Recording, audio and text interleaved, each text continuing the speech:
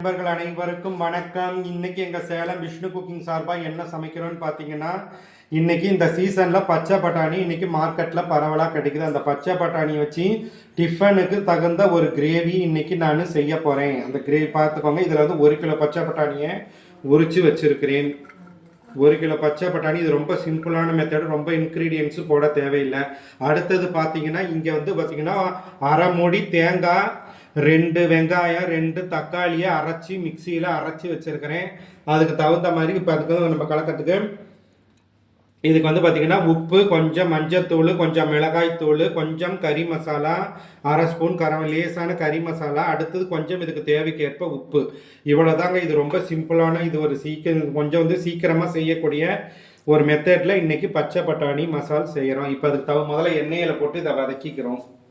எண்ணெய் ஒரு 2 ஸ்பூன் எண்ணெய், நல்லா தாராளமாக கடலை எண்ணெயோ சன்ஃப்ளவர் ஆயில் ஏதோ ஒன்று நல்லா ஊற்றிக்கோங்க. 1/2 ஸ்பூன் நல்லா ஒரு 2 ஸ்பூன் எண்ணெய் ஊற்றிட்டேன். இப்போ அது நல்லா கொதித்து வரணும். கொதித்த உடனே இந்த மசாலா இதில் போட்டு நீங்கள் கிண்டணும்.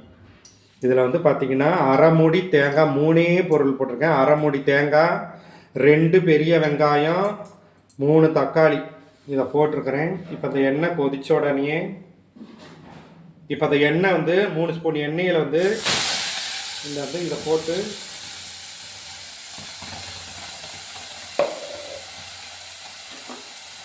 இது நல்லா பச்சை வாசனை போக வதக்கணும்.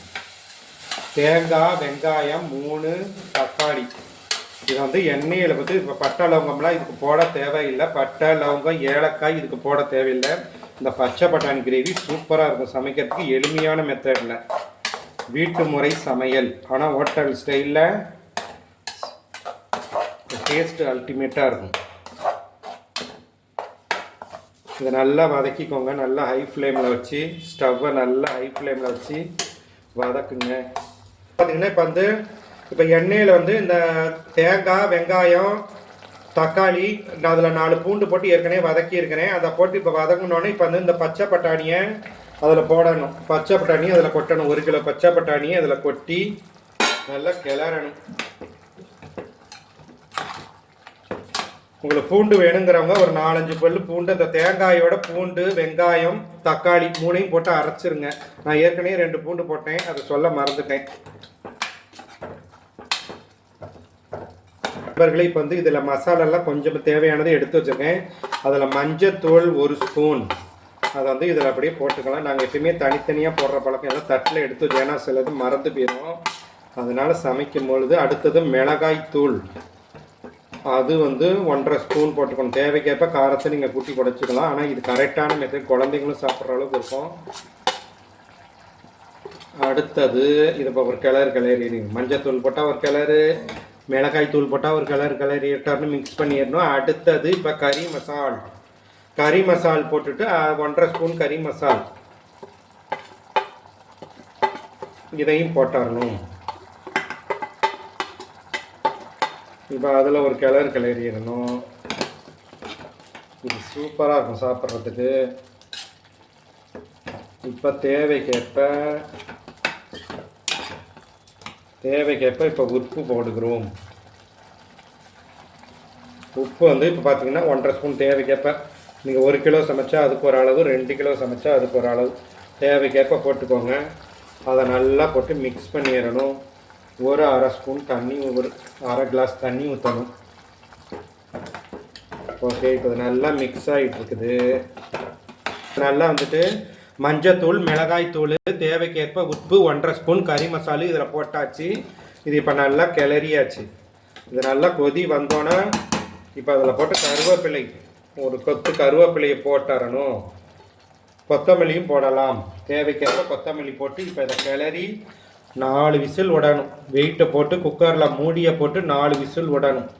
விட்டிங்கன்னா நீங்கள் நல்ல ஒரு ஹோட்டல் ஸ்டைல் பச்சை பட்டாணி கிரேவி ரெடி ஆகிடுச்சு. பச்சை பட்டாணி இப்போ சீசன் வந்து கிலோ 50 ரூபா வரைக்கும் இங்கே சேலத்தில் கிடைக்குது. உங்கள் ஏரியாவில் எவ்வளோ கிடைக்குதுங்கிறத சொல்லுங்கள். இப்போ இது ரெடி ஆகிடுச்சு. இப்போ வந்து நல்லா ஒரு கொதி வந்துருச்சு. கொதி வந்தோடனே இப்போ அதை மூடியை போட்டு இப்போ மூடியை போட்டாங்க. மூடியை போட்டு இப்போ கொதி வர ஆரம்பிச்சோன்னா மூடியை போட்டு வெயிட்டை போட்டுறணும். விசில் வந்தோன்னு லேசாக ஆவி வந்தோடனே வெயிட்டை போட்டுருங்க. எப்பயுமே ப்ரெஷர் வெளியே கொஞ்சம் லேசாக வந்தோடனே தான் வெயிட்டை போடணும். அதை போட்டு பாருங்கள். இப்போ 4 விசில் விட்டாச்சு. நல்லா கிரேவி, பச்சை பட்டாணி கிரேவி நல்லா இப்போ வெந்துருச்சு. 4 விசிலில் நல்லா குக் ஆகிடுச்சு. இதை நல்லா இப்போ மிக்ஸ் பண்ணி விட்டுடுங்க. நல்லா மனம் வருது, நல்லா வீடே தூக்குது. ஆனால் இதில் வந்து நாங்கள் வந்து வீட்டு மசால்களை தான் பயன்படுத்துகிறோம். பட்டை, லவங்கம், ஏலக்காய் போடவில்லை. வெறுமனே மசாலா தூள்களை போட்டு சிம்பிளான மெத்தடில் இந்த பச்சை பட்டாணி கிரேவி செஞ்சுருக்கிறோம். நண்பர்களை எல்லாம் பார்த்து நீங்களும் தங்கள் வீடுகளில் செய்து மகிழுங்கள். இது ரொம்ப ஈஸியான மெத்தேடு தான். இப்போ பச்சை பட்டாணி கிரேவி வந்து பார்த்திங்கன்னா இட்லிக்கும் சாப்பிடலாம், தோசைக்கும் சாப்பிடலாம், தக்காளிக்கும் சாப்பிடலாம், இல்லை சாதத்துக்கும் பிசைந்து சாப்பிடலாம். அதனால் இது வந்து 4-in-1 பச்சை பட்டாணி. இதுக்கு பேர் வந்து 4-in-1 பச்சை பட்டாணி கிரேவி.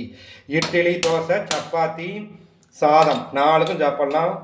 சூப்பராக இருக்கும். ஓகே நண்பர்களே, வெல் டன்.